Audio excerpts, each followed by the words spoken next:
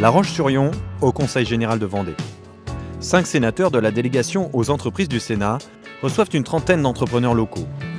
Objectif de cette table ronde, recueillir les griefs de ceux qui font l'économie de la région.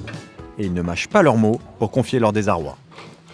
Si vous n'allez pas à notre rythme, nous, on perd des marchés et on perd un positionnement. Donc moi, ce que j'aurais tendance à dire, arrêtez de nous filer des aides, stop, et baissez les charges. Il y a quelque chose qu'il faut faire pour réveiller l'esprit d'entreprise, qui est en train aujourd'hui de s'effilocher. Excès de normes, coût du travail, complexité fiscale, les sujets sont nombreux pour les chefs d'entreprise.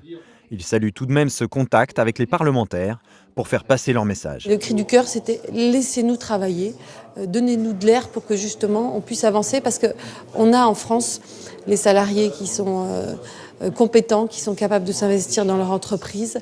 On a l'intelligence, on a les idées. Je pense qu'il est important de sensibiliser nos politiques à la vie des entreprises, à nos contraintes, puisque effectivement c'est en région que se créent les emplois et donc on a besoin d'être écouté, d'être entendu.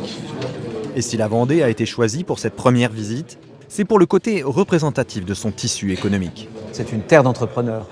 On a un des taux les plus importants d'entreprises rapportés au nombre d'habitants. On a 98% de nos entreprises qui ont moins de 50 salariés. Donc vous avez ici la terre des PME. C'est en plus une industrie, alors que la France c'est de moins en moins industrielle. Nous, on a encore 30% de nos effectifs qui sont des effectifs industriels. Pour l'étape suivante, direction une entreprise emblématique de la région. La délégation prend la route pour visiter un établissement de 1300 salariés qui fabrique des habitats modulaires. C'est un développement naturel de notre savoir-faire qui a 40 ans. Et là encore, les critiques pleuvent. Pour les sénateurs, c'est une vraie piqûre de rappel. Quand on rencontre vraiment les entreprises un peu plus dans le détail, on a des exemples très concrets qui nous permettent de comprendre encore mieux et qui nous disent encore plus l'urgence d'intervenir. Oui, je dis oui, c'est bien que les sénateurs se déplacent sur le terrain pour rencontrer les chefs d'entreprise, pour rencontrer les entreprises, écouter leurs problématiques. Oui, c'est bien de les rencontrer, mais il faut aussi que ce soit suivi aussi d'actes derrière, que l'on puisse le mesurer. Je ne le demande pas pour demain matin, mais pour après-demain. Le déplacement se poursuit par la visite d'une société familiale qui fabrique des brioches. Une nouvelle rencontre qui met à nouveau en évidence les difficultés des dirigeants face aux textes qui les encadrent et qui met les sénateurs, même anciens ministres, face aux réalités de l'entreprise.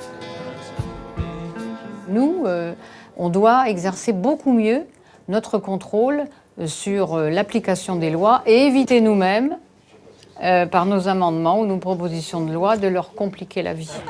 Cette délégation aux entreprises du Sénat se rendra ensuite dans la Drôme, dans le Rhône et même en Angleterre au mois d'avril. Elle a l'intention de déposer des amendements pour simplifier la vie des entreprises quand le projet de loi Macron arrivera au Sénat.